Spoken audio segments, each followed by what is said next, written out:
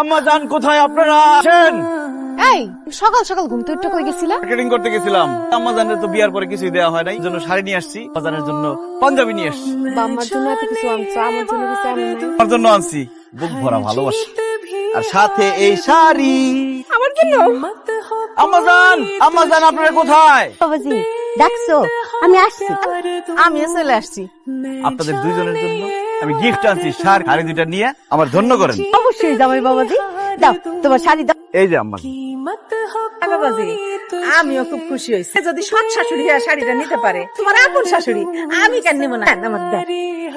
কি ব্যাপার জামাই, নতুন করে শাড়ি কাপড়ের ব্যবসা শুরু করলাম নাকি? হ্যাঁ, সবাই হাতে দেখে একটা করে নতুন শাড়ি। আম্মা জান, আমি শাড়ির ব্যবসা শুরু করি নাই। আমি আমার দিয়ে আম্মা জানের জন্য দুইটা শাড়ি আনছি, ওর জন্য শাড়ি আনছি, আপনার জন্য পায়জামা পাঞ্জাবি আছে। দেখেন পছন্দ হয় নাকি?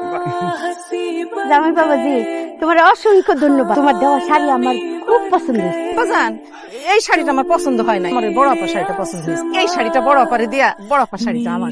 এলো আমার নিজে পছন্দ করে এই শাড়ি আমারে দিছে। জামাই আমার, জামাইটা ভালো শাড়ি আমি নেব। দেন শাড়ি দেন, তাই তোমার তাতে কি হয়েছে? আমি বড় শাশুড়ি, জামাই নিজে পছন্দ করে আমারে ভালো শাড়িটা দিছে। জি না, আপনি বড় শাশুড়ি বইলা আপনারে ভালো শাড়িটা দেয়, আপনারে ভুল করে শাড়িটা দিছে। ভালো শাড়িটা আমারে দেন, নাইলে কিন্তু খারাপ হয়ে যাবে। আমি বড় আম্মা জানের জন্য এই শাড়িটা পছন্দ করে নিয়ে আসছি। বড় আম্মা জান, আপনার জন্য এই শাড়িটা নিয়ে আসছি। যারে যেটা দিচ্ছি আপাতত সেটা পরেন না, পারেন না, দিব অসুবিধা কি? জামাই তো ঠিকই বলছে, আর তো উপহারী, তারে যেটা দিছে সেইটা নিয়ে খুশি থাকো। এটা নিয়ে বেশি বাড়াবাড়ি করলে খুব খারাপ হয়ে যাবো।